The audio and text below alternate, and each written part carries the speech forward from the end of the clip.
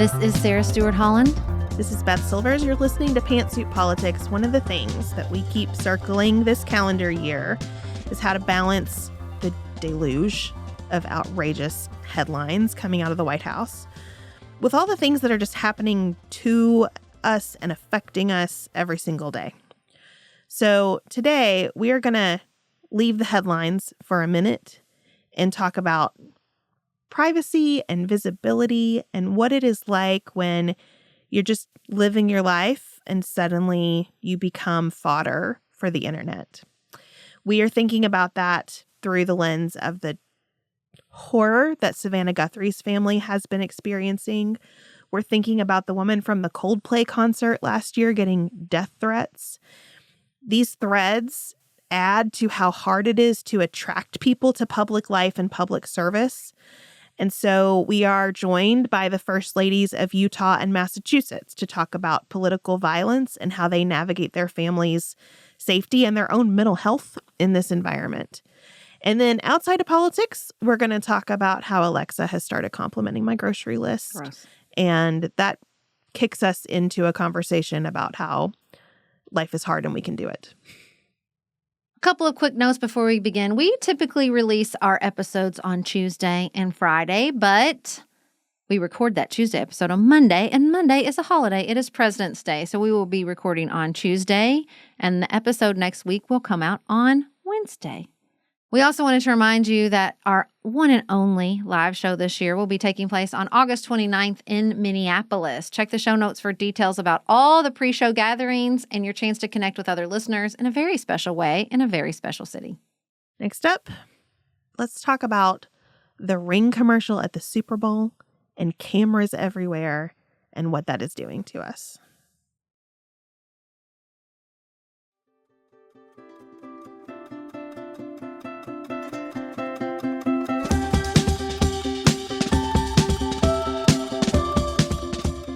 Sarah, in Tuesday's episode, we talked about Super Bowl commercials, and we missed one that people are really freaking out about.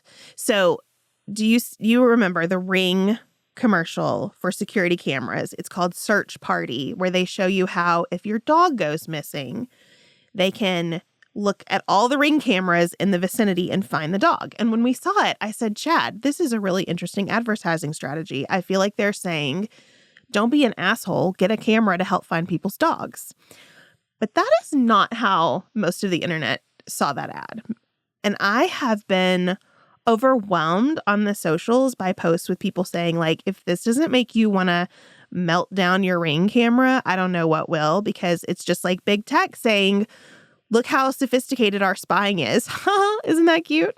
Yeah, and I just think the idea of being surveilled right now so comprehensively, particularly if you have been watching Minneapolis closely, you know, our listeners talk about like, well, I have to make sure this isn't a license plate that ICE has taken a picture of yet. Like that level of attention to making sure the government doesn't have all your information. And I'm supposed to feel good about Amazon, who owns Ring Camera, having this information like post Washington Post, you know, like where the commitment to our constitutional freedoms is maybe a little flimsy. And I just think it was like shit timing, because you have this incredibly terrifying video of Nancy Guthrie's house, Samantha Guthrie's mom, which it's not like the Ring camera saved her. You know what I mean? Like she's still missing, and there's video, but it's not breaking the case open. It didn't help. They knew to disconnect it. You know, I just think that this idea that they're watching, and this piece of technology that is supposed to be in the most private space, which is your home, can at a moment's notice become public fodder is deeply unsettling. Yeah. And that's what we want to really talk about today, the unsettling feeling of walking around trying to live your life, and suddenly some kind of spotlight comes to you and you are instantly memeable. the whatever you are is out there for the public to grind and churn in 1,000 different ways that are completely out of your control. And we want to do that looking at a couple of different case studies. And I think a good one to start with is Kristen Cabot. You've been talking about this profile of her for quite some time, Sarah. The New York Times wrote about the woman from the Coldplay camera, where at a concert, the camera is panning the audience, and you see two people just vibing and having a good time, but a man's arms are around this woman, and as soon as they realize that they're on the Jumbotron, they split, and it becomes weeks of making fun of that, weeks of sports mascots doing it on the Jumbotron at other events. And what we learned later is that it wasn't just that it was hilarious and embarrassing on the internet. She got death threats over it. Yeah. I mean, she was doxxed. She was getting 500, 600 calls a day, death threats. It doesn't become, when the internet churns something like that, and I think there's this paradoxical situation where there is this sense that we're in it together. Like when something goes that viral, it's a shared experience, which I think people are hungry for. But even with this one, I was like, I see everybody's having a good time, but this makes me deeply uncomfortable. These are people that did not ask for this. The truth is, it's toxic if you did ask for it. I was watching an Instagram video about Princess Beatrice and Eugenie, the daughters of Prince Andrew and Sarah Ferguson, and the way that Sarah Ferguson, like both of their parents used them as pawns in these emails with Jeffrey Epstein to gain access. Sarah Ferguson asked for money.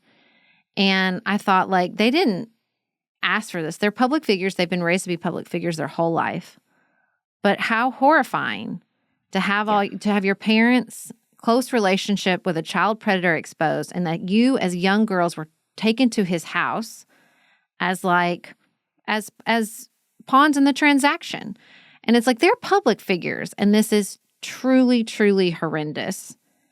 And she wasn't. She's not a public figure. And so, I understand that there is this sort of delight.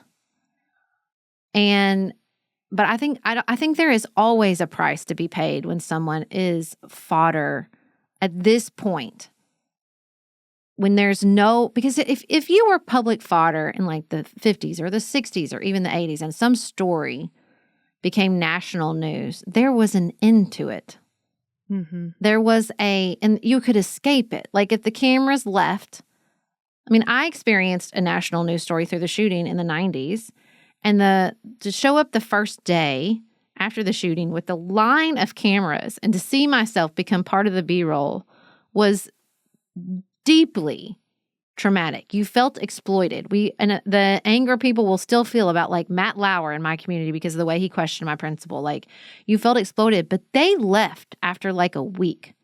And we didn't have to continue to be, and it was like the news was over, the Today Show was over, and that was it. We didn't have to go, there wasn't this place where people continued to use my community and our faces and our lives as grit for the mill, right? Like that just wasn't what was going on. And so I think that's the inescapable part of the way public conversations happen now because of the internet, means that if you become a part of that public conversation, there is no escape. There is absolutely no escape. And we haven't adjusted for that reality in any meaningful way. Like I was thinking about, is the Kiss camera worth doing anymore? Are these panning the crowd, the celebrity lookalike things, which can be kind of mean sometimes?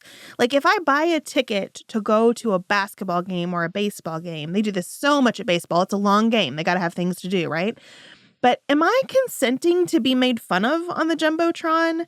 Am I consenting for someone to not just make fun of me at that event, but for someone else to take a video of it, and then that video goes viral and then has this forever lifespan on the internet? I don't think so. I would like some kind of examination of what we're doing here, given that we've seen this over and over again now.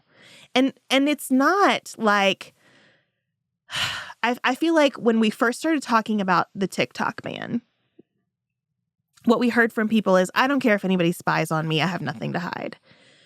But haven't we seen enough now to know that it doesn't matter what the reality of a situation is? It can look like anything. It can be clipped and packaged and altered where it still seems very real, and it can look like anything. This Kristen Cabot profile in the New York Times was so valuable because it demonstrated that we had no idea what was going on in that story. No idea. The only people who can understand what was happening there were the people who knew both parties and both marriages, and that was a very, very small number of people. And I don't know if it's just this our version of mob mentality.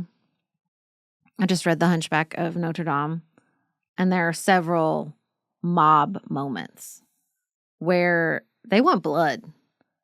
And, you know, I guess it's an improvement that now you just get death threats and we don't actually, you know, burn people at the stake or put them in stocks or hang them, which we used to do, you know, with a plump. Like that was like, you know, our favorite activity as a group of humans is like, who could we turn on and make a public sacrifice of?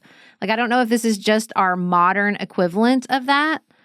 It sure feels that way. It sure feels like we just, you know, need to pour a little blood on the altar so that everybody can calm down. Because the Kristen Cabot, I was like, who is this? Who are the people that are like sending death threats to her? What did she do that's punishable by death? You know, like and I know that's about the person, not about her, but it does feel like the internet makes it so easy to make someone's life miserable, to call for violence, to make them pay the price that you think they deserve to pay.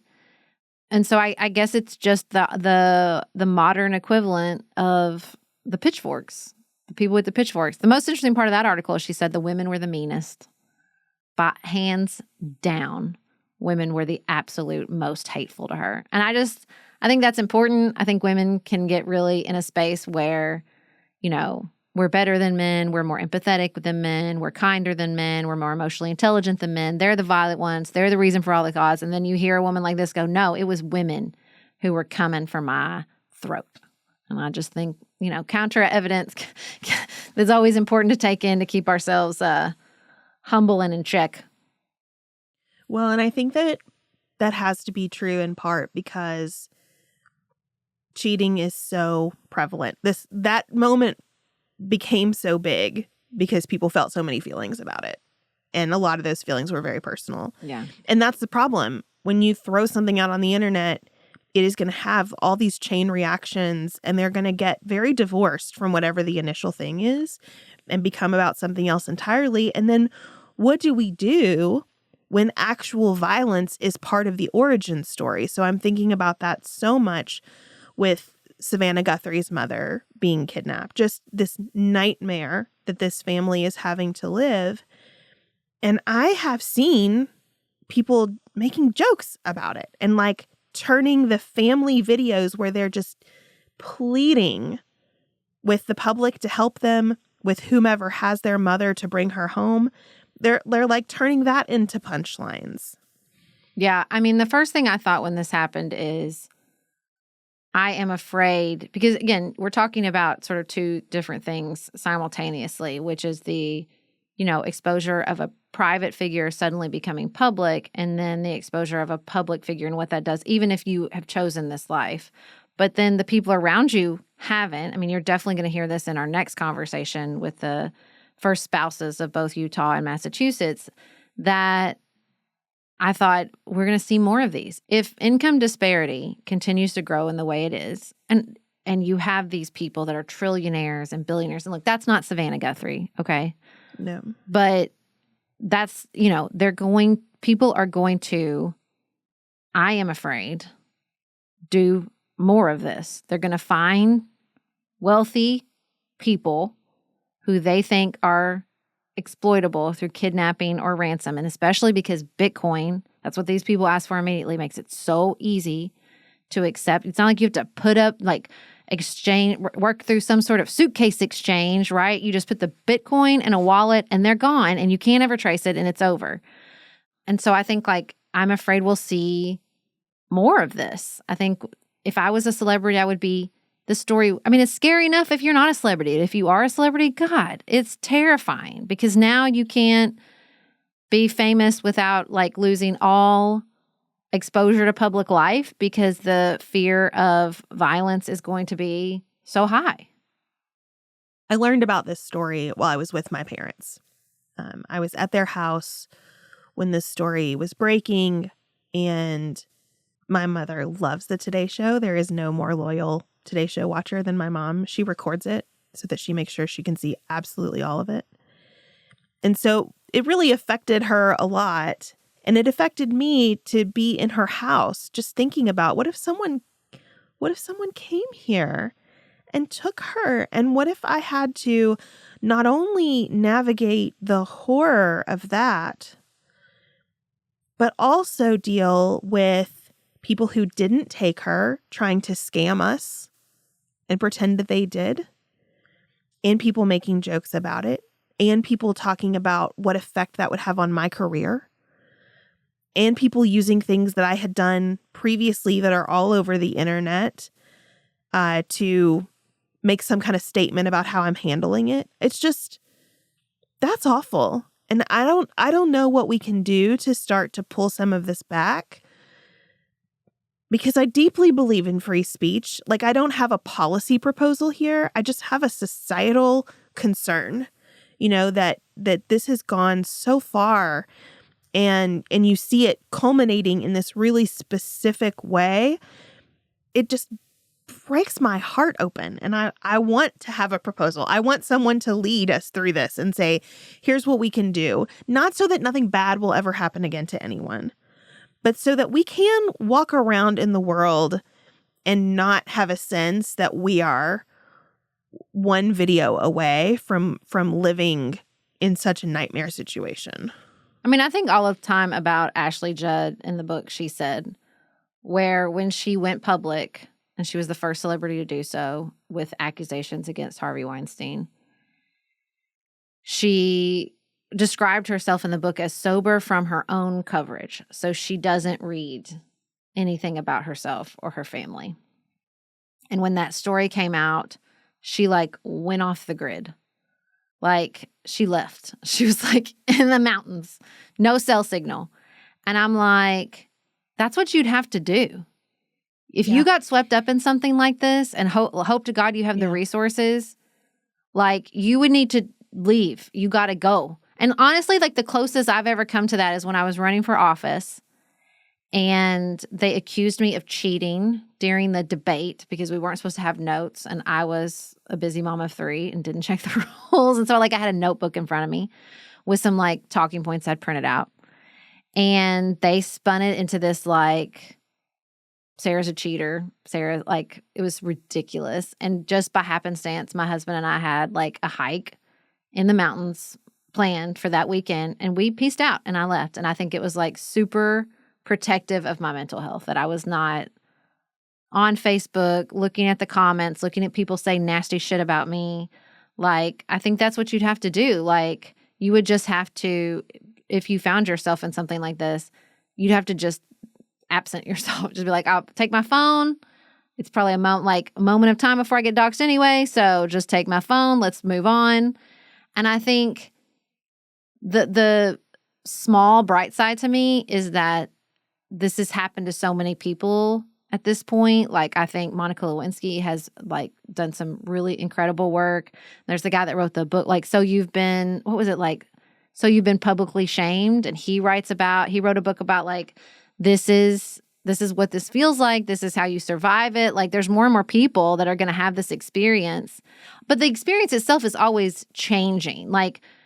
Before, if you went, quote unquote, viral, you'd be on the nightly news and maybe you'd end up on Ellen. You'd be on TV, right? But then the TV shows would end and people would move on. And then maybe you went viral because it was all over Facebook. And now it's but you have to be, sort of churn through the sausage machine of TikTok and Facebook and Instagram and Twitter and the internet generally. And so it's like there's just so many different ways in which you become grist for the mill that I think the experience of, having that spotlight of becoming public fodder is going to continue to change. But still to know that like you have to hold on to your humanity as tightly as you can, because that's what's being stripped from you. You're being turned into a pixel, not a person. And we're doing it to kids. Mm-hmm. We're doing it to kids. I think a lot about the little girl who was eating Prince Harry's popcorn. That's I don't even know going to what you're talking be about. on the internet for her whole life. Like it's cute. People share it because it's cute. It's heartwarming. You can see that Prince Harry knows that she's eating his popcorn and he keeps kind of looking away so she can keep eating his popcorn. Mm-hmm. It's a feel-good thing. We think of it as a feel-good thing. We have no idea if it was safe for that little girl to be on camera. Like, we don't know what else is going on in her life. And there'll probably be many days in her life where she wishes that were not everywhere, that's a part of her story that she can't shake. And she certainly didn't consent to it.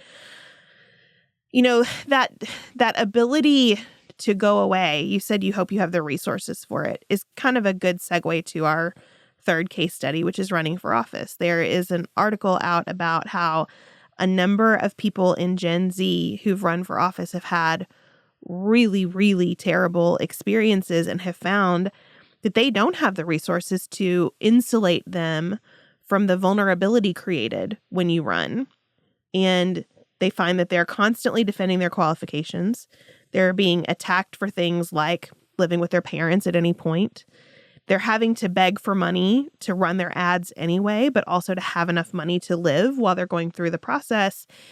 And the article makes the point that, the financial precarity of that situation is another form of exposure. You're going under the microscope and you don't have what you need to protect yourself along the path. Yeah, I mean, I've been talking about this since I ran myself. Like, unless you just want rich old people as your politicians, something's got to change. We have to pay people more. And there needs to be, especially that the Congress at this point should come with security. Like, that's something that needs to change. I mean, that nonprofit that's been set up, that's been helping politicians with security risks, and they don't turn anybody away, and they're helping everyone, and like how it's gone from like 50 people a year to like 3,000 people a year. Like, that is a flashing red sign.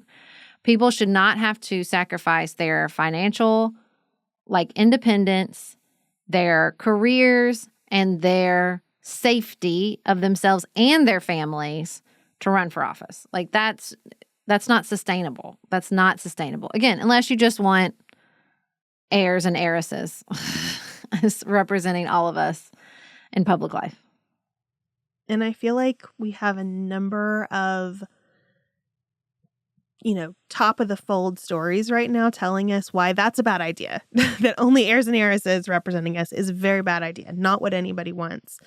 But it is a real strain on our democracy right now that anyone would think, I cannot afford the public relations aspect of just running, whether it is for the Senate or my local mayor's race. Like, the potential for me to say or do something or just find myself on the wrong end of someone's camera is so great and so ruinous potentially that I'm not going to put my name forward to serve my community. And I feel like that's where we are. And so we wanted to spend some time talking with people who serve anyway, and people who have experienced threats and very personal moments of worrying for their physical safety and their family's physical safety. To do that, we are joined by First Ladies Abby Cox and Joanna Lydgate. They are spouses of the Republican governor of Utah and the Democratic governor of Massachusetts. And they are here to tell us about their experience with political violence, with threats, and with just trying to protect their mental health in this environment.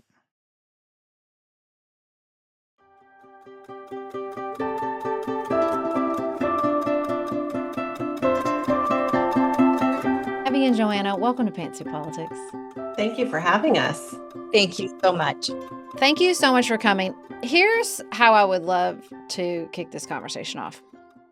I thought your joint editorial was so good. I don't think the majority of Americans, like you cite in the editorial through polling, would disagree that the polarization has gone too far and that political violence is a predictable fallout. What I worry is that because we are all so soaked in the polarization and in discussion of polarization, particularly where it involves public officials, we have become desensitized, especially because there is such a hardened attitude for those in public service. And what I would love for the both of you to do is to really make what this means in your lives real for people. What does it look like to be a real human being on the other end of this? What did you expect going into these roles? What caught you completely off guard? Like, make it real if you can over the internet, as best we can do here. Like, what does this look like in your life? Abby, let's start with you. Well, right off the bat, when Spencer and I came into this position and were elected, it was literally the night of our inauguration, and it was January 4th of 2021. It was a crazy time. We had to have our inauguration with very few people in an outdoor venue in Utah in January. So Oh my gosh. a little crazy, Ugh. but we ended up doing this, in the lieutenant governor's hometown. We did a little event in our hometown, and then we did a little event in the lieutenant governor's hometown, and ended up literally somehow on the back of a fire truck at dark. And there were protesters up and down this sort of parade route screaming at myself and my children. And that I was so naive and not experienced about all this stuff at the time. And, today's me would have never gotten on the back of that truck. But I just literally from day one, you have, these experiences where there is anger, there is violent rhetoric aimed toward you and your family that is frightening. It is scary. And sometimes people feel like, I think, people are so used to seeing things on screen, seeing things on the TV, seeing things on there, and they just don't look at you as a human.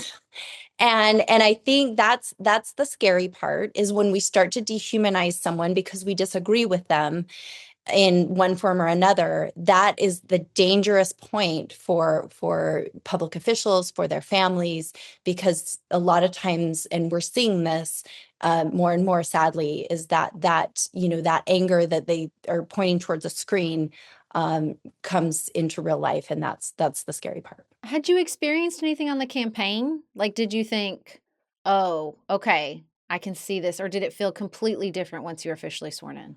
Or he was Not officially sworn in? really. I mean, and especially my husband was lieutenant governor before that. And, you see little things. And of course, I've been always told to stay out of the comments, don't read the comments. So I personally didn't see that.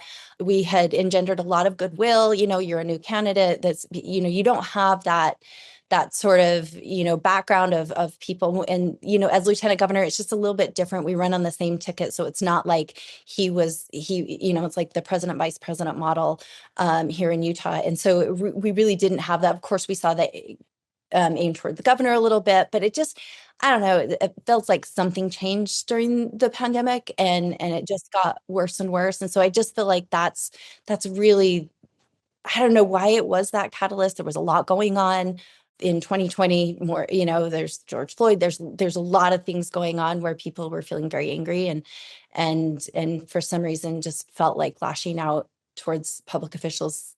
They'd been given permission for that, which is there's scary. like a sense of ownership. Joanna, I saw you nodding when Abby said that she'd been told not to read the comments. And Oh, I was God. thinking, as she was talking about how the comments for everything are so harsh now. It's part of that desensitization that Sarah was describing at the beginning, right? About an hour ago, I was sitting in parked traffic on a highway, and someone yelled at me on the highway. Everybody's senses were high, right? And that physical experience of being yelled at in person is pretty different than the internet comments. So I wonder what this has felt like for you, and what experiences you've had that kind of trigger that fight or flight in your nervous system. Yeah, I mean, look, I think everything Abby said is exactly right. And certainly, I think people feel a sense of empowerment given the anonymity that the internet provides and being able to say sort of whatever you want to say without having to actually stare someone down. It's a scary time in our country. It's certainly a scary time to have a spouse in elected office. It's also just a scary time to be a parent, to send your kid to school every day, you know? For us, we have kids who are in middle school and high school, and we don't have the luxury of not talking about this, right? Because our friend, the governor of Pennsylvania's house is set on fire. We have neo-Nazis who come and protest on our front lawn at night. We can't look away from it. And, certainly having to navigate this as a parent has been a tricky thing. I've turned repeatedly to friends like Abby, to try to figure out how to do that. It's interesting because we've had these protesters at our house, and we had a group of neo-Nazis who came, and they all wore ski masks. They all wore masks that covered their faces. And, I kind of wanted to say to them, take your mask off, say it to my face, and the same is certainly true with a lot of the vitriol and the hatred that we see online. But the thing I really want to emphasize is that the vast majority of Americans are not okay with this. They're not okay with what they're seeing. They're not okay with extreme partisan violence. It's like less than 1% of the population that condones it. And I think sometimes the reporting and sort of the stories that we read can lead us to believe there has been an increase in political violence in this country. There has been an increase in tolerance of it, but the vast majority of Americans really stand against this. And I really try to remember that every day, especially when I do every so often read the comments. At your house, I just think about our governor had people on his lawn and like walked up to his porch during COVID and sort of at the height of regulations. And I remember just like looking at my own porch and thinking, what would that be like to have people on my porch yelling about my policies? In Massachusetts, we actually don't have a dedicated governor's residence. We just live in Which my I think normal is house. kind of crazy. Kind of like your That normal is house. crazy. Because we have Yeah. a big fence, but we're a small property. A lot of the governor's residences have a huge footprint, 5 to 15 acres in some areas. And we have a really small footprint, and we're right downtown and in Salt Lake City. So but still we have we're actually in the process of making it much, much more secure, but I can't imagine like. Well, here's the thing. I totally agree with you that most people don't want this. I don't think anybody quite knows what to do about it. And I think there is a sense of powerlessness that feeds the fear, and then the fear feeds the sort of threat response, scarcity mindset that then feeds the polarization, that then feeds the violence. Like we have this really sort of toxic cycle. Now, this is a disclaimer. I'm not comparing you to this woman, but I just could not stop thinking about it. Did the profile, the interview with the woman from the Coldplay video? If you remember that over the summer, the woman who's like was caught. Abby, do you know what we're talking about at the Coldplay concert? You don't? Yes. No, I Yes. do. I do now. Okay, I was like, there's no way you missed this. Silence, and I was like, wait, I what? know you're very busy, but there's absolutely no way you missed this. No, That I one didn't. was The hard reason to I miss. bring it up is because it was like all this like lark we saw on the internet, and she was talking about the number of death threats she got. Yeah. This is no stakes.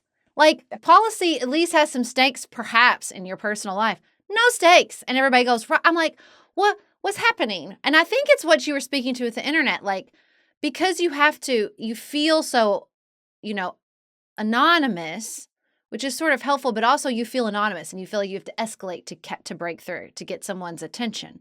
So that's why on a just a trigger response, we're going to death threats for the lady in the Coldplay video. Like, I'm just trying to think, like, how do we break that? Like, we can't shut down the internet. Like, what are we going to do to like de-escalate that threat response when it is a scary time, whether you're in public service or not? Because I do think it's about our politics, but I also think it's about the psychology, which both of y'all pointed out, of the internet and that anonymous response that both protects you, but also pushes you to escalate to break through. Spencer and I spent an entire year at the NGA thinking about this and studying this and then finding solutions. And truly, like, because of some of the political violence, our organization, we've actually kept it going, Disagree Better. And it really is teaching people how to disagree. We have to disagree. Like, that's the way our country was founded. We were founded on principles of profound disagreement. And so that's actually a good thing. But it's the way we disagree. And I think this is it's we've gotten away from learning how to disagree. You know, there are a lot of studies that show that kids in middle school and high school, if they are taught actual debate skills and do debating the way debate is supposed to be, not what we see in politics today, but actual debate skills where you have to pick a side, and then it may not be the side you actually believe in, and you actually have to defend that, and you have to understand the other side. Right. The studies show that those kids turn into adults that are much less polarized. And so, obviously it needs to start young, but we can start right now. There are so many incredible skills that we have just not learned as a country recently. And it really is like being curious, understanding our own emotional responses, like really trying to elevate the good behaviors that we see. And really, if you see a leader modeling that, we need to say that. Yeah. We need to say, I love the way you did it. Not even politics. It can be, your boss, your CEO is doing something like handling something really well, a disagreement really well. And you say, I love the way you handled that. That was perfect. And I feel seen because of the way you did that, even though I don't agree with you. So there's so many of these really incredible skills, but we as a country have to start making sure that we are elevating those leaders that are modeling that kind of behavior and making it so that people see, like, no, if I go to my city council, instead of just going and screaming about my issue that my dog is, whatever, say to the city council, how are you treating each other? That's what I would like to know. And make it an issue. It has to be an issue of, like, how are we doing this? And I'm going to elevate and vote for the people that are doing it right. Well, and I also just wonder if we need online civics courses. Like, okay, fine. If you want to disagree on Facebook, this is how we're going to do it. Like, it's a part of our civic life, like it or not. Yep. Joanna, I know you think a lot about elections in your professional life. I wanted to ask you if you think that there are structural changes that need to be made to go hand in hand with this push for civility. We've talked over the years. Sarah and I have been talking about disagreeing well the whole time we've had this show. We've written 2 books about it. We are the choir here. We are with you. We also sometimes just wonder about open primaries and like ranked choice voting. Like how can we bake this into our system?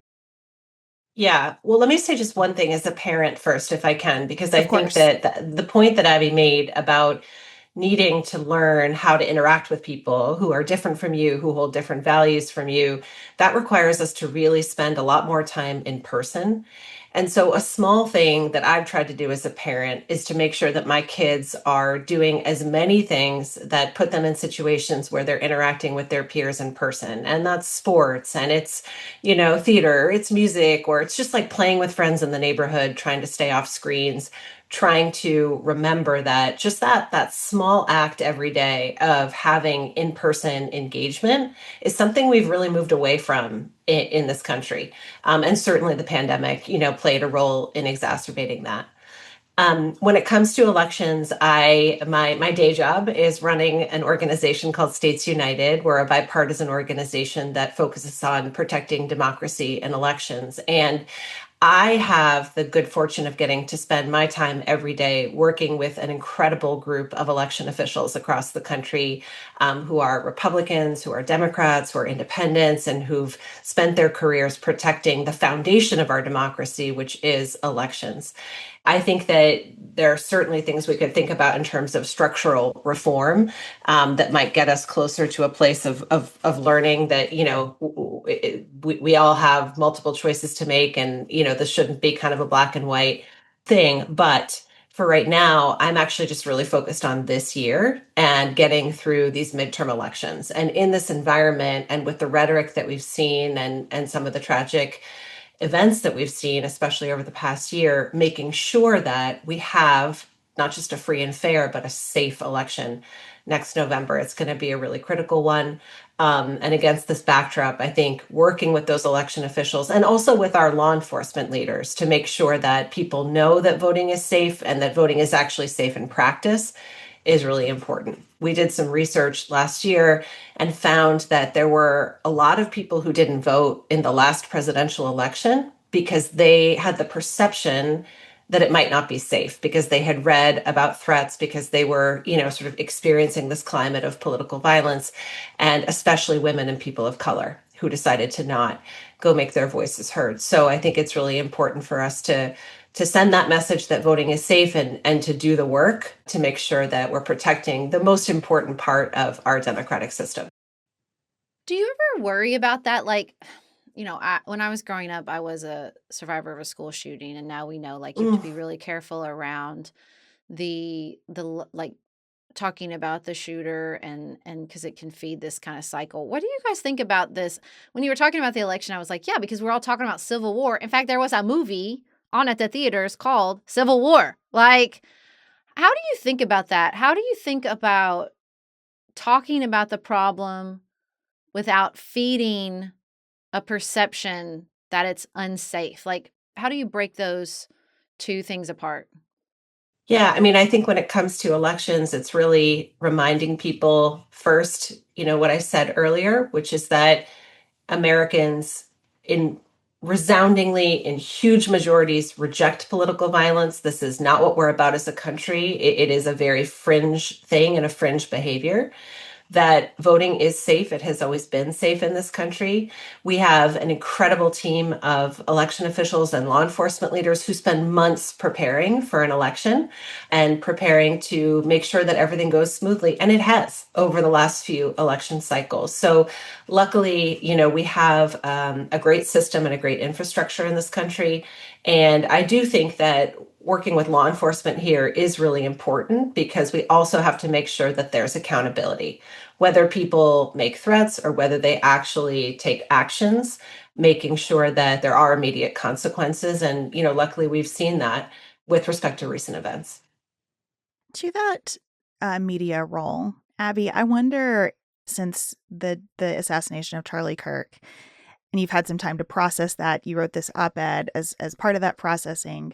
I wonder what you think was missed in the coverage of that story. It's hard to imagine that anything was, because there was so much coverage for so long, but something's always missed, right? When you're in a place experiencing the thing, it feels different to you than it does to us in our homes in Kentucky. So I just wonder, with some distance, what you want people to hear about that. That's a really interesting and great question. There was a 60 Minutes piece done, as you may have seen. They came out and were on the campus of Utah Valley University shortly after the shooting. Spencer and I were there. One thing I guess that they actually didn't put in the piece, which I was really sad about, was that we sat down with about 20 students from UVU and had a whole conversation, which I was kind of surprised they didn't put in there. Really elevating these kids' voices. We sat down with the president of UVU, Astrid Giménez, so it was the three of us, and we just let them talk. We asked them questions. It wasn't them asking us questions. It was the opposite. And we just said, what do you think about this? How are you processing this? And you would just be so heartened and hopeful hearing these kids and their message. They said, we're not okay with this.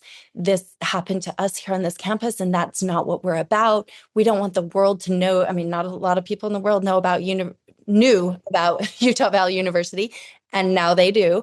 And this is what they know about it. And they were devastated that this happened. This wasn't anything that it wasn't a student, it wasn't one of their peers. It was just, so they just felt devastated that this was how they were being perceived. They were incredibly gracious. They were incredibly kind to each other in disagreeing. They have different political views, and they were still like connecting and feeling love for each other. And so to me, that I think is what's missing. We see these big, horrible events, and yes, we need to report on them. But like Joanna is saying, that's not the vast majority of people. But when we sit there and just elevate that part of it and not say, like, look at these kids, they are rejecting this. These students are saying, no, we're not okay with this. And so to me, that's what we're missing in the media is, and I think it's helped, like, because of what happened. Again, like, Disagree Better has become a bigger part of, people are supporting it. We just did a big event in the National Cathedral. And so there's been this sort of longing and hunger for something different. And it's that 70 plus 80, however many percent that says, no, we're not okay with this. Like, give us something different. And media has to respond. And every time we say that, like, this is the big thing. And again, like, of course you have to cover it, but cover all sides of it and show that people are not okay with it. Joanna, what's giving you hope right now? Well, before the op-ed that Abby and I published together came a letter that was signed by, I think, Abby, almost 40 first spouses across the country. And it was a joint statement condemning the violence. And I will say it's hard to get that many states to sign on to anything. And it was the first time, I think, that I've seen first spouses come together in that way. So I think, to Abby's point, we have to remember just how united we are against these kinds of acts, against this kind of rhetoric and environment. And I also think it's really important for each one of us to use our platform. Abby talked at the beginning about our leaders, and certainly they have a very important role to play, but each one of us has a platform, whether it reaches 10 people or 10 million people. And look, Maura and I don't agree with many of the things that Charlie Kirk stood for, but we came out immediately and forcefully condemning that assassination. And I think that's a really important piece of this too, is just to be sounding a constant drumbeat about what's normal, what's American, and to come together, country over party, and to really be denouncing this and working on it together. So we are about to record an episode where we try to consider patriotism in a pretty deep way. I wonder what patriotism means to you when you're serving at personal risk and thinking constantly about your family's safety. Abby, can we start with you? Yeah, I think patriotism has become a word that has lots of meanings, and some not great for some people. If I use it in a certain way, then somebody that disagrees with me might hate that word, or might not love that. And so it's become sort of this, like a lot of our vocabulary. Sometimes it's weaponized. We're just about to celebrate 250 years of this grand experiment that started really in Joanna's state in Massachusetts. In Massachusetts, which I have many ancestors from there, so I feel connected. But I was born almost 50 years ago, and in this month, and so I was a bicentennial baby. Oh, and yay. My mother named me Abigail after Abigail Adams. Oh my God, that's amazing. So I felt very patriotic. But to me, it started like at birth with that namesake and me learning about her and thinking about what that means to me. And I just think it's such a powerful moment that all of us, it's such a grand experiment. It had never happened before. And we really have this beautiful thing that I think that's patriotism, is when we can look back and say, we all came together from disparate places and different ideas and different ways of living and different ideologies and different religious traditions. And we embarked on this grand experiment. To me, that's patriotism. And to me, also, like, I had a grandfather that was shot on Iwo Jima, and he tells the story of watching the flag being raised on Mount Suribachi as he's fighting. So I, like, that's the kind of patriotism I think about, but I also think about, like, loving my neighbor that I disagree with as patriotism. Like, just because waving a big flag doesn't make me patriotic. It's the way I behave and it's the way I treat my fellow citizens, to me, that is the most patriotic. What about you, Joanna? First, I'd just like to say we have on the record that Abby said that this democracy began in Massachusetts. So when our friends I'm from in Pennsylvania Yeah, come for that I've been to title. Braintree. I've been to Braintree and I felt things. Look, I think you've got, me and Abby here today. We seem different. We're from different parts of the country. Our spouses are governors from different parties. Abby grew up on a ranch. I grew up in a city, and I think as with so many things, there's so much more that unites us than divides us. And one of my favorite things about being First Lady is getting to meet people all across the state who have totally different views, experiences, political affiliations from me. But you know what? When we're serving meals together for Thanksgiving, or we're lighting the State House Christmas tree, or we're honoring our service members on Memorial Day, none of that matters. It really doesn't matter. I remember the first time that we really spent time with Abby, and it was when we've traveled to Utah for a National Governors Association meeting, and she invited me and my kids to lunch. And you know what? My kids still talk about that. And they have no idea what Abby's political views are. They don't care at all. They're just like, that was the person who was so warm and kind to us. So I think it's really just trying to remember that we have so much common ground. I have the good fortune of getting to run a bipartisan organization, which reminds me every single day of how united we are, at least on protecting democracy. And there's a minority in this country trying to undermine it, but the rest of this country really does not agree with that. Well, thank you so much for sharing your perspectives, for the work you're doing together and separately from your very disparate but essential parts of America. Thank you so much for coming on Pantsuit Politics. Thank you. Thank you for having us. We appreciate the First Ladies joining us today. Sarah, you have a moment of hope to end this conversation on. We've been talking about how difficult it is to be a public figure and to be shamed and to be fodder for public commentary, but it doesn't always end up horribly. Yeah, I found this obituary of Cecilia Giménez. She passed away at the age of 94 in The Economist. I almost never read those, but I just happened to read that one because I recognized the picture. She is the one who painted Monkey Jesus. Do you remember Monkey Jesus? I didn't until I read this article, and then it kind of vaguely rang a bell. Yeah, it was this woman who was supposedly like restoring a fresco in her town's Church of Jesus. And what actually happened is she like wasn't done. She started it and then she had to like go out of town, and then people thought it was done. And then of course it became Grist for the Mill. It got on the internet. People were making fun of it because she like quote unquote ruined this fresco. And, this woman lived such a like community driven, connective life. All she wanted to do was help her church. And so, of course, at first she was devastated, just like wouldn't leave her house. Like she was the joke of the internet. She was the butt of the joke. And it was so, so sad to read about how she just wanted to help and like they didn't have the money to fix it. And she'd been painting and she thought she could start helping it. It about destroyed her.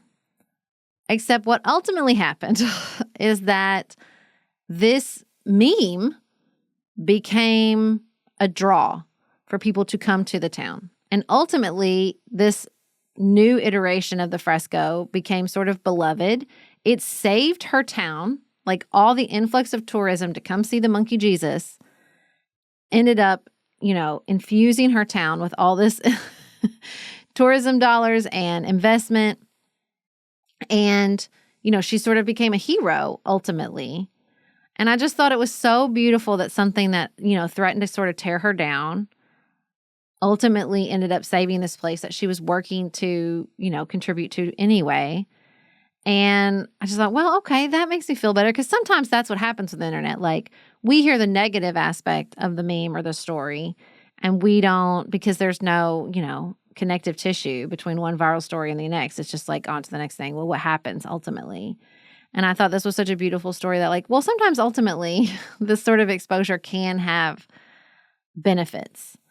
And it was a nice reminder that, what can seem like a universally negative aspect of the internet isn't always universally negative.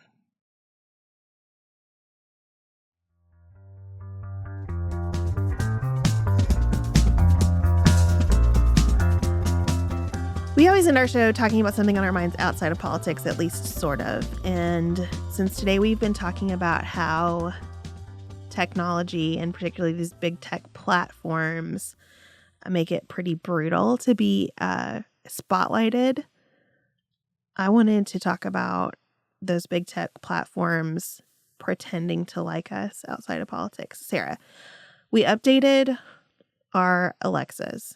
She keeps trying to get me to, and I just keep saying, no, thank you. Don't do it, because here's what happened. The thing I use this for more than anything else, I play music on it and I make my grocery list. Okay, that's why I have an Alexa in my kitchen, to play music and make my grocery list. So I'm bopping along in my kitchen and I say, Alexa, add romaine to the shopping list. And this new voice goes, got it. Romaine added. Your salad game is on point. Gross. And I was like, excuse me? Ugh. And then I had to add a few other things. And there was a comment like that, like congratulating me on my fine choice of ingredients every time I added something to the shopping list. And I finally said, Alexa, can you stop commenting on my grocery list additions? And it said, okay, I'll keep it chill from now on. I was just like, I hate it here. I want to melt this thing down. This is the worst. If someone has a audio kitchen timer, like a timer that you just say, set a timer for this much and it'll do it, and it will do nothing else, please send it to me, because that is the primary reason we do not get rid of Alexa. I have moved our record player into our kitchen area. I got a record. I have a big record collection. I moved all the records. I got like a special holder so that we can play. I like the records because it's not endless music. It kind of like works as almost like a timer. But the only reason I haven't like fully pulled the Alexa is because of the timer, because it is so nice to be able to speak. And I don't want to have to keep my phone in there. So if somebody has that, then I could cut the cord, because I am looking for ways to cut Amazon left, right, and center. I've started ordering all my books off eBay. Hot tip. Works great. Or I'll just use Amazon as a search. I'll find the product I want, and then I go buy it from the retailer directly. Because I canceled Prime. And it's because of that sort of, it's to the like jumping the shark. We talked a little bit about this on the spicy bonus episode. Like the desire to exploit my data to make my life seamless has just made my life icky. Like you've overshot the mark, guys. Like it's just icky. And even with AI generally, like I find myself, first of all, I recommend everybody sort of moving between the models, because I think that is the best way to remember that they're tools and they're competitors and not your new best friend. And Claude is so obsequious. And so like I find myself using Gemini more and more, because Gemini is clinical. Gemini will give you what you want, not much more, which I enjoy. And so like just thinking about the ways that I can remember these are tools, and also just dial back the data sharing and the surveillance. Like I'm seriously considering, especially after our last conversation, like, do I need a Ring doorbell? I never use it. I never use the video component of that, almost ever. Like, I'm just like kind of starting to think about all these things. Well, and I'm just thinking about, do people by coming to my porch consent to be on camera? Right. Well, these poor delivery people are being surveilled enough as it is. Their eyeball tracking. Yes. Gross. Yes, it's awful. And the fake warmth from these devices, I think, is really backfiring. Yeah. Because it's so absurd. It's so absurd. My kids hate it. Oh, Griffin the more hates they Alexa. try to make the voice sound conversational, the more my daughters despise it. So I hope it's all kind of backfiring. I agree with you that I think it's helpful to sort of move between worlds and see different features and realize these are all just programmed choices. Yeah. But I'm also spending a lot of time talking to my kids about how this kind of affirmation is not love. Approval is not love. Like from your friends, from the technology, from like don't get it twisted. Well, like also, don't be looking. Don't you know a person? Don't your children have friends whose parents praise everything they do? They're the worst people to be around. The absolute worst. They grow up looking like Donald Trump. You know what I mean? Like when everybody tells you you're great, it's not great. You turn into grody, mushy ego mess. Yeah, I can't remember if it was Dr. Becky or Mary Van Geffen, but a couple of years ago, I saw one of them talking about how when your child shows you their artwork, like there's this urge to go, oh my gosh, it's amazing. And the better thing is to say, how do you feel about it? You're the artist. Do you like what you've created here? What do you like about it? And I've really tried to take that to heart because I do want it to mean something. Not necessarily when I give a compliment, but I want them to know that their compliment is the most important one for themselves and not to be seeking that external validation constantly, especially from a stupid device. You know? Well, and I would just say even further than that, I watched an Oprah show because, guys, I can watch the Oprah show again. I don't know if you guys knew this. I know Oprah doesn't need a commercial, but the Oprah podcast is in video form, and you can just turn it on at 4 o'clock every day like it's the Oprah show, and I'm better. Do you understand what I'm saying? Like, my life is better. It's like I've been able to go back in time to a better time when the Oprah show was on 4 o'clock. Anyway, she did a show about no contact, going no contact. And the woman who wrote Adult Children of Emotionally Mature Parents, who's like always at the center of these conversations, was on the show. And she was talking about the importance of your subjective emotional experience. And I was like, I didn't know. I disagree. I don't want to teach my children to center their subjective emotional experience because then they're going to be at the mercy of their emotions. And that is no life to live. And I think this sense of like how you feel and let me cater to how you feel is just a recipe for unhappiness. Like my friend Kate says all the time, like, I'm honest. If you show me a piece of art and I say that's sloppy, you could have done better. When you do good and I say that's great, you'll believe me because I haven't said everything you've done is great. So when I tell you it's great, you'll know I mean it. Like that's what the power of real compliments do. Like when they trust you. It's like we don't believe Alexa. And even when we do that to our kids, they don't believe us. When you praise everything they do, they're not stupid. They know everything they do isn't great. You know, like I wouldn't ask Amos that as an artist because Amos is exceptionally hard on himself as an artist. So I know what he's going to say. It sucks. I hate it. And so it's like, I just think this idea that as long as everybody feels catered to every moment of every day by the robots and anybody else, I'm like, I just want to be like, are we just trying to get to the Wall-E spaceship as fast as possible? Because sometimes that's what it feels like. Like we're just on a, dead run to get to the Wall-E spaceship, which haunts my dreams. Yeah. Well, the conversation around here that we've been having about your subjective emotional experience is just what we talk about in our books. Like it is real. The fact that this is hard for you, I'm not arguing about, is hard. What I want to communicate is you're up for that. Mm-hmm. You're up for it being hard. You are up for feeling rejected by people at school. It's your subjective experience of that is correct. That sucks. It's the worst. Yeah. Do you want to live in pluribus where everybody loves you? Everybody agrees all the time? Gross. That's also would set off every alarm bell you have. It's like, Michelle, listen, hard's not bad. Hard's just hard. Yeah. Well, and you will get stronger from knowing that you can make it through this. And this will not be the hardest thing that life gives you. And the next hard thing is something that you'll get stronger from. And then the cycle will just continue that way.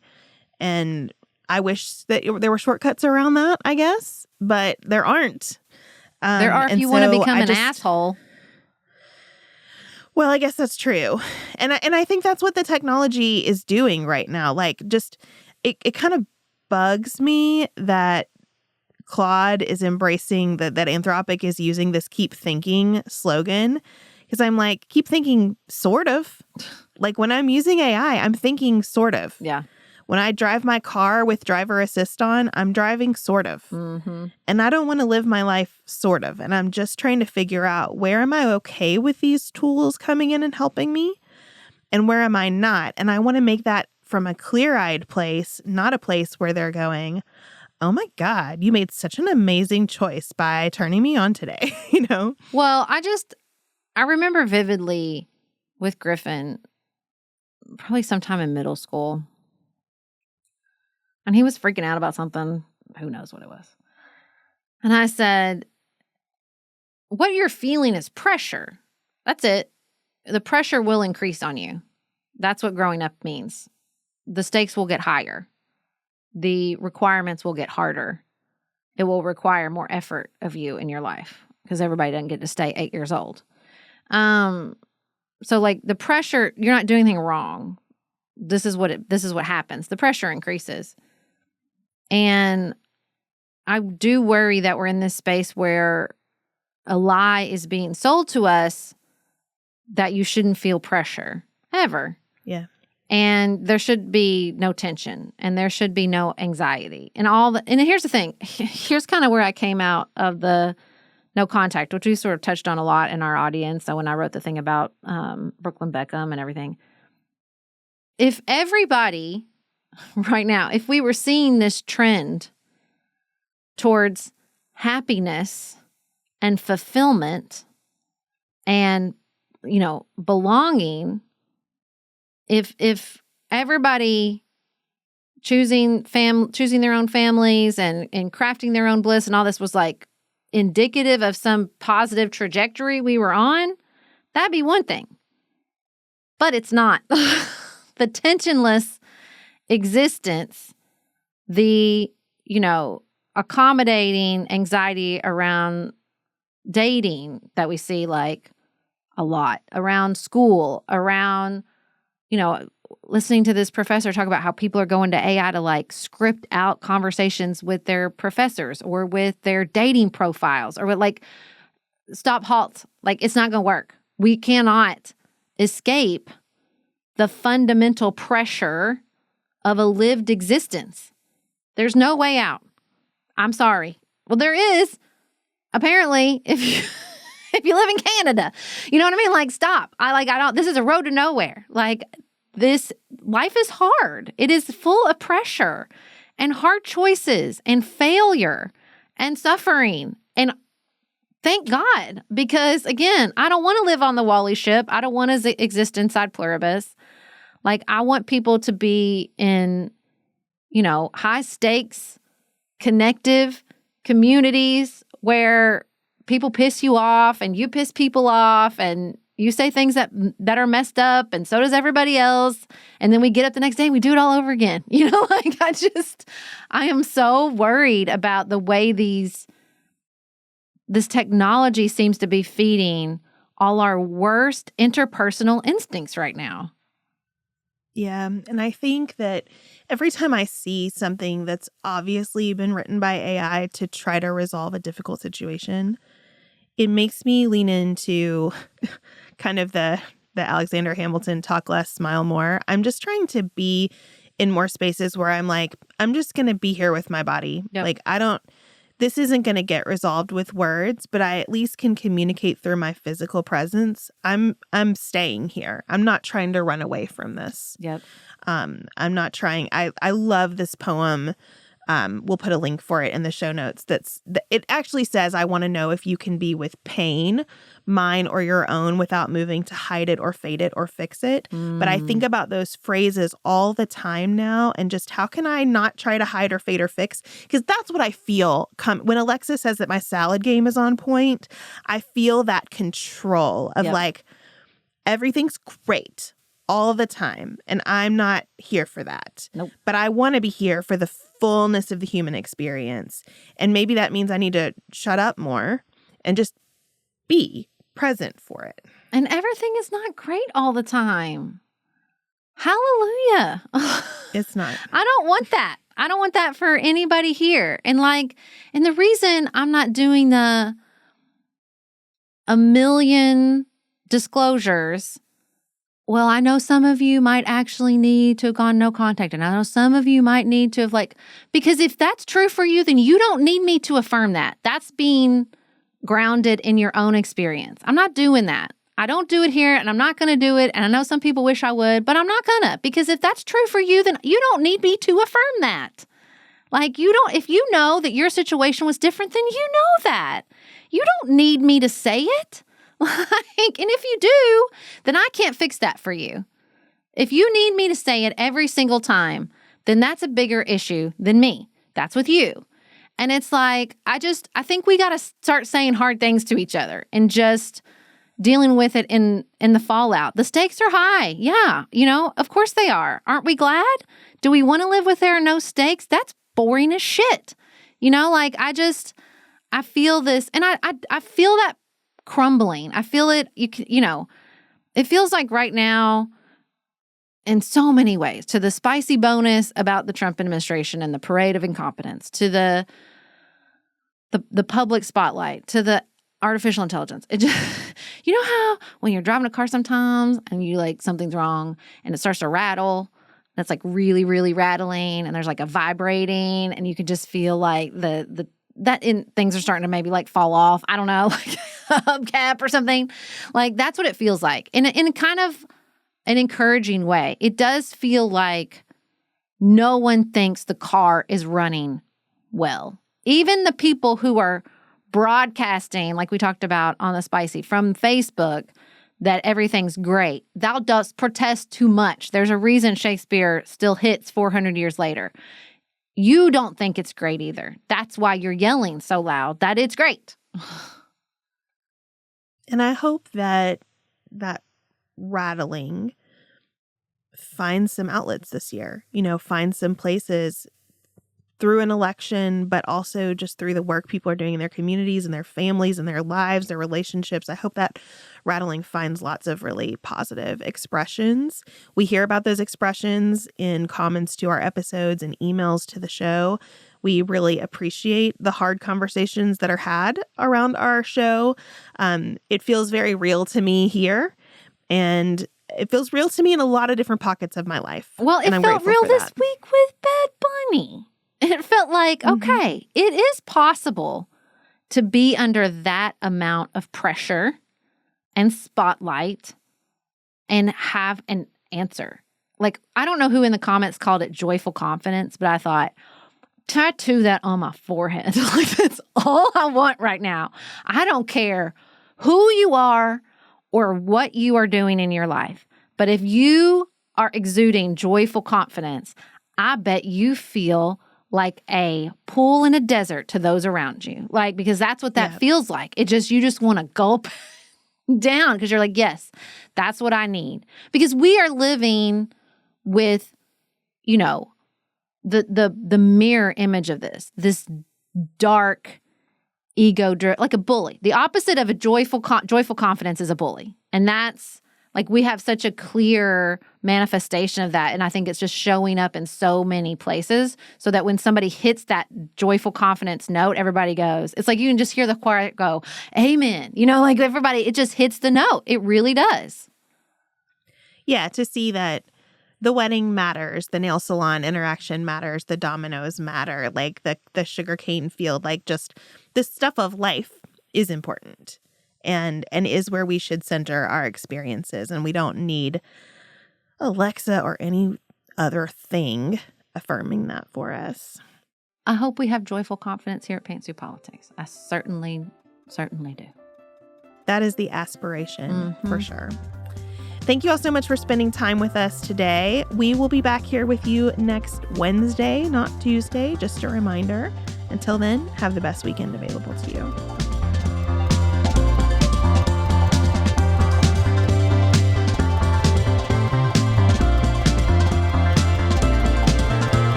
Pantsuit Politics is produced by Studio D Podcast Production. Elise Knapp is our managing director.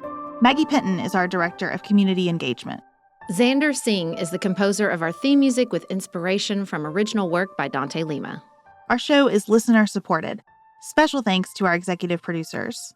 Stephanie Elms, Sasha Egolf, the Villanueva family, the Bookshelf on Church in Kilmarnock, Virginia, Laura Martin, Kristen Wendell, Christina Werner, Kimberly Ludwig, Julie Huff, Jill Biziano, Jan Feltz, Jackie Franklin Earp, Heather Ericacy, the Shardy family, Ellen Burns, Connie Perchetti, Christian Campbell, Beth Loy, Ashley Terry, Anya Bensaka, Carla Hegemeister, Emily Ho, Emily Grover Kopek, Christy Johnson, Sharice Winter, Ashley Kennedy, Mark and Rachel Redman, the Dixon family, Liz Kamenetz, Christy Matthews, Kaylee Adcock, Jill Jacqueline, Caroline Ahern, Laura Tennant, Chelsea Garter, Ellen Scott and Karen Shoebottom, Jeff Davis, Kathleen Gallant, Michelle Wood, Nicole Berkless, Norma, Paula Bremer,